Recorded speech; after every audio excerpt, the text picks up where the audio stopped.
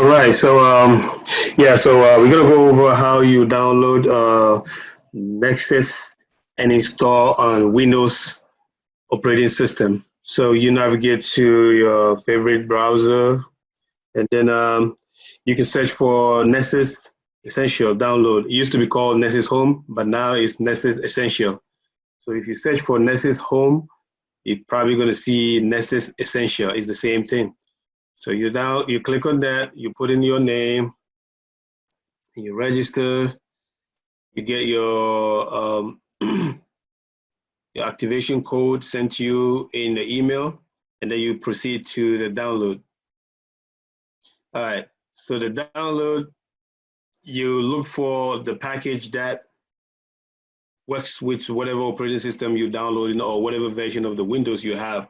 So for instance, we're going to download this package 8.10.0 and it's 64 bits. So make sure you're downloading the right architecture. If you're 64 bit or 32 bit, choose the right one. But this is good for Windows Server 2008, Windows Server 2008, R2, Windows Server 2012, and it's also good for Windows 7, Windows 8, Windows 10, and servers 2016 and 2019. And this was released March 24th, 2020. So this is the current one. We click on that, we agree to that, read it, of course, and then you agree. You download the installer. When it's ready,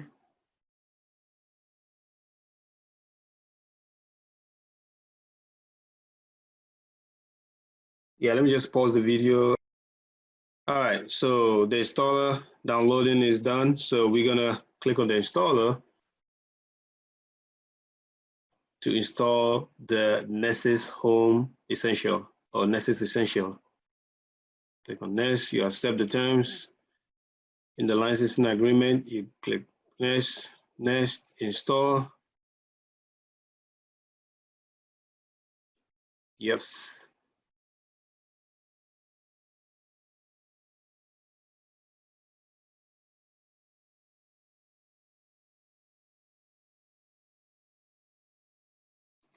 All right, so the installation process is done. You click on Finish.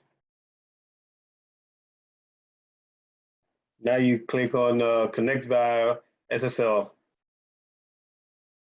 Yeah, you're gonna get this error. The site is not secure, but it's secure because Nessus use self-signed certificate. That's why you're seeing this error. But you're gonna go to the web page anyways, and then it's gonna start compiling the plugins for you.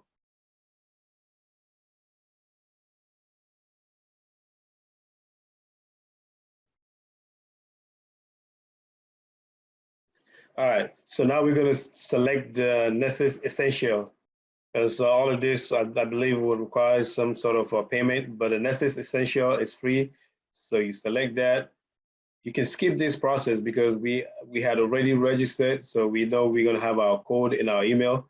So we can skip this process. And then you can navigate to your email and get your activation code. Yep, got activation code.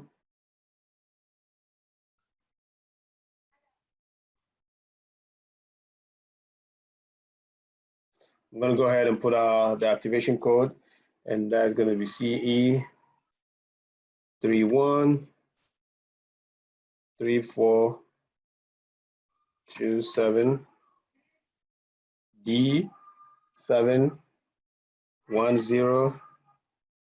They have 5941, and then we have 13BA. So click on next. And now, all right, so you have to be very careful. You have to select your username and the password. And make sure you select the username and the password that you can remember. Because if you forget your username and the password, nobody can help you. You just have to delete the whole instance and reinstall the Nessus again. So I'm going to call this my name. And then I give it a password that I can remember, of course. Click on this, submitting. All right, so now it's going to go through the process of downloading all the plugins that we need for the Nessus to work perfectly for us. So for now, I'm just going to pause this video because it's going to take a while to download this plugin. All right, so the compiling of the plugins is complete. So now we have it. So we're gonna remember the password and the username that you created.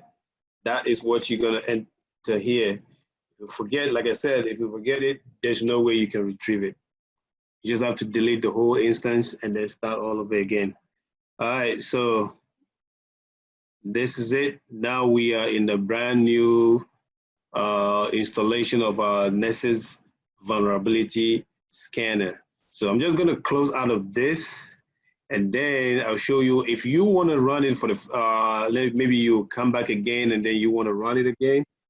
This is how you start it. Remember, Nessus is based off what, localhost. So we're gonna use the loopback IP, and this is how you start it. So it's HTTPS, and then you do the 127.0.0.1, and Nessus is on port 8834. So that's how you bring it back. You're gonna see this that says your connection is not private. Do not let that bother you too much or worry about this, because this is what self-signed certificate. Nessus is a self-signed certificate. So that's why no third party can verify the certificate, but you're good. Just hit on the advance and then go to proceed. Even though it says unsafe, but you're good. It's a self-signed certificate. So that it brings you back to this page. You can enter your username again and your password, and you log in. All right, so now you are in here, and then you can build upon, as we did in class today. You do you add your policy. You can create your policy. So if I'm gonna go through the creation of the policy real quick. All right, so we're gonna continue with the policy. So the policy here, though, we already have a template, scan policy template already. If you want to use any of this template, you're free, you can use that. But those with the upgrade ribbon, you cannot use it. It's not available for the free tier that we use in the Home Essential. If you want to use any of those, you have to pay, but you can create your own policy. If you want to do that, you go to Advanced Scan. I'm going to quickly run through this. We're going to keep everything as default. So we're going to call this home scan or home device scan.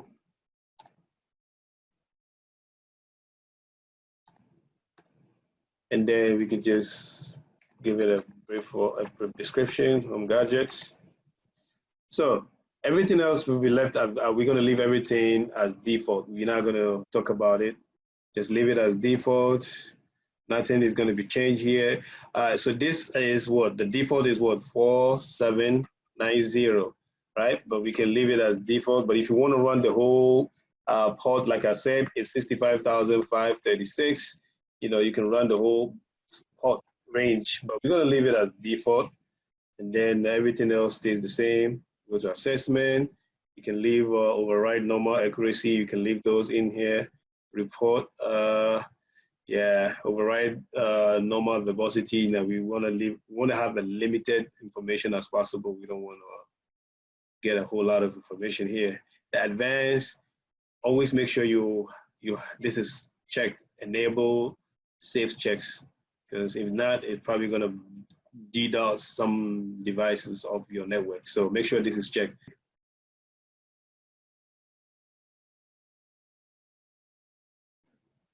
All right, so the plugins has been fixed. So now we have it. We can just refresh the button real quick, and then the plugins was fixed. So now we can disable everything, and then you can just select whatever plugins you want to use. So for instance, I want to check the backdoors. I want to see if I have any vulnerability in the shell, getting of a shell remotely. I do the general. I select the miscellaneous. I go down to Windows. I'm going to do Windows here. Yeah, I think they modified the plugin, so we don't have all of the Windows has been put together in the 8.10. All right, so now that we selected that, we can save our, let me give it a name.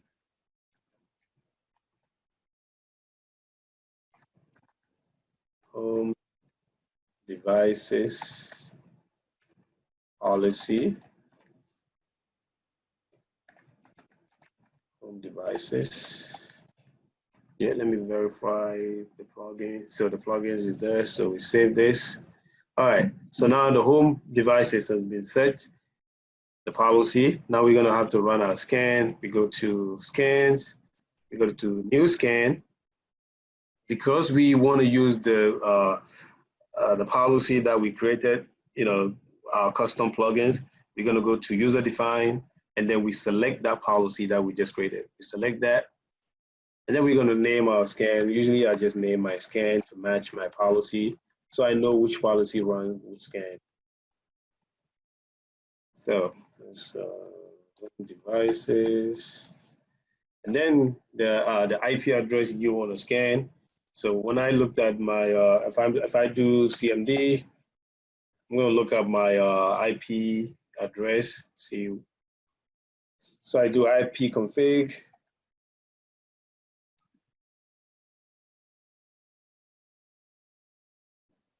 Right, IP config, come on now.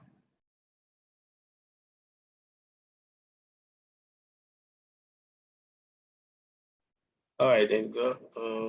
All right, so this is I'm on the wireless network. So the wireless adapter, this is gonna be my IP address, 192.168.1.159. So I know I'm on what, 192.168.1 subnet. So I'm just gonna go with the whole range. I do 192.168.1.0/24 to give me the whole side notation of everything that is on my network. Or I could do that one, and then I do 192.168.1.254, which is the same thing like I did before. Or if I have individual IP that I want to run, I put it in there and I'll enter. I'll put in my IP address 168.1 that say maybe I want to run 15, and I want to run 68.1.20.52. If I do, let's say I have my thing and I scan my network and I see these IP addresses and I want to run them, this is how you're going to do it. So if you have a specific IP you want to run that are not a lot, you can just select those here. And also if you have these IPs, say you have a lot of IPs, and then you can save this IP and say notepad. So if I have these IP addresses, this is specifically important when you have a lot of IP addresses that you don't want a flat finger when you're typing in the IP address. So I can save this real quick on the desktop. That's if you have a lot of IP, about 3, 4, 5 IPs, definitely you can type those in, right? But if you have a lot of IPs, you don't want to miss any. So you can put them in a notepad and save them somewhere. Once this is saved, you see where this is say add files. I can go in there and navigate to where what that file is located, and I can upload it. All right, so I'm gonna go to the desktop, and then I see my IPs, right?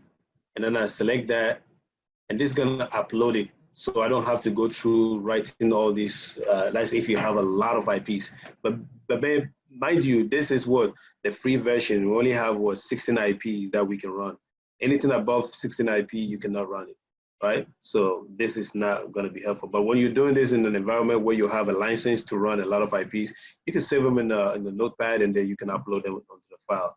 But here, I'm just gonna stick to my side annotation and scan whatever IP falls within the range that I have here, So there you have it. I can just save it. I can save it and then, go back in there. If I want to run it, I can launch it from here and it's going to start running it. Or if I want, I can go back to, say, configure, and then I go back here, say where it says schedule. If I want to enable it to run on a specific schedule, like monthly, weekly, if I want to do it monthly, I will select my monthly, select the Eastern time, and select what time I want it to run, And what this means is that every day around the same time at 3 o'clock, this scan is going to run. If you want to set it as a schedule, but if not, you can just leave it, and then we can just go and start it up just like, we want to run it right away. So we click on this and then we launch it. So this scan is going to start running, and you can check the progress of your scan here as the scan runs. So there you have it. Hope you enjoyed the video.